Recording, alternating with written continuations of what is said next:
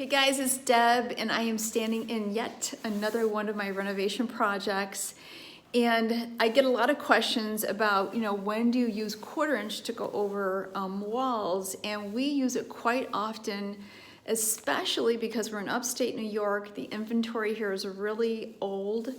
The walls could be the original lath and plaster, which is almost impossible to make the walls look, not impossible, but it's just as expensive to have all the walls skimmed down and sanded down, so you might as well just go over it with a fresh board of 1/4 inch, which makes it look brand new.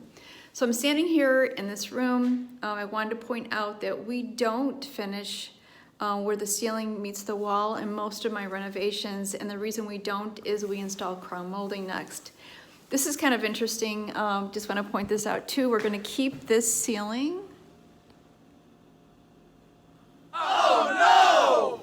And we removed that wall. I'm always removing the wall between the dining room and the kitchen, and I would say that 95% of the time it's not a bearing wall, so it's really easy to remove it because it's not supporting any weight above it. If it is, that's when it's called a bearing wall, and then you had to put some sort of a structural lambs beam in and support it, so then that takes on and bears the weight of the floors above it. So now you can see the stain in the wall. I love this pattern. I don't know exactly what that is, but I'm gonna do a really yummy color on that. How you get rid of these water stains is don't use kilts. It doesn't work.